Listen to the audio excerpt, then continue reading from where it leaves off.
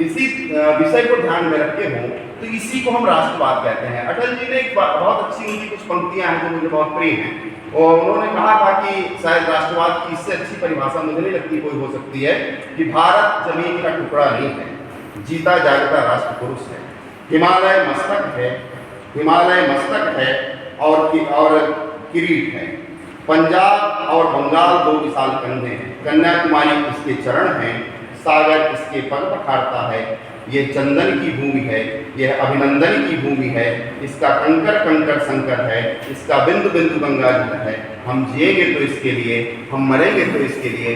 इससे सार्थक परिभाषा मुझे राष्ट्रवाद की कोई नजर नहीं आती, और मुझे लगता है कि इतने शब्दों में हम राष्ट्रवाद को ठीक ढंग से परिभाषित कर सकते हैं और समझ सकते हैं।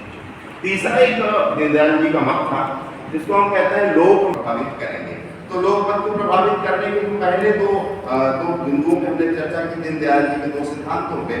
यदि हम एक आत्म मानव दर्शन को अपने जीवन में अंगीकार करके, आत्मसात करके, उसका प्रयोग करके अपने जीवन को बनाएं, क्योंकि यह कार्यकर्ता से ही अपेक्षा की जा सकती है। हम राजनीतिक कार्यकर्ता तो हैं, लेकिन इसके साथ साथ वैचारिक कार्यकर्ता भी हैं।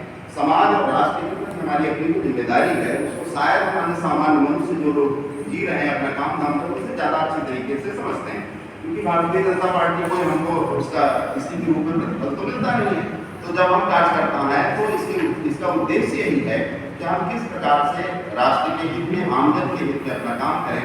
तो कार्यकर्ता बनकर लोकमत का परिष्कार किस रूप में हम कर सकते हैं, उसके लिए पहले दो बिंदुओं को आत्मसात करके फिर धीरे धीरे जब लोग हमारे नजदीक आएंगे और हमारे साथ साथ एक जनसंख्या उनकी बढ़ती जाएगी, तब हम लोकमत परिष्कार भी कर पाएंगे।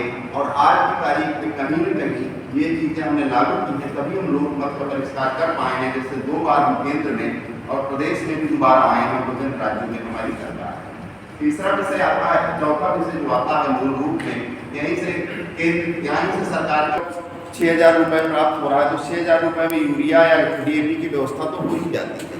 तो एक हमारे लिए आसानी इससे सुलभ हुई, इसलिए नरेंद्र मोदी जी ने इस व्यवस्था को लागू किया कि हम किसान सम्मान निधि के माध्यम से देश के किसानों का सम्मान बढ़ाएंगे या उनको महत्व देने का काम करेंगे। इसलिए सीधा उनके खाते में 2,000 रुपये, 6,000 रुपये प्रतिवर्ष 2-2 हज़ार की किस्तों के रूप में हम उनको प्रदान कर रहे हैं। अच्छा, इस विषय में सर्वाधिक जो अच्छी जो स्थिति रही है वो उत्तर प्रदेश की रही है। सबसे अच्छी स्थिति करीब आज जो किसान सम्मान निधि पूरे देश में प्राप्त हो रही है लोगों को,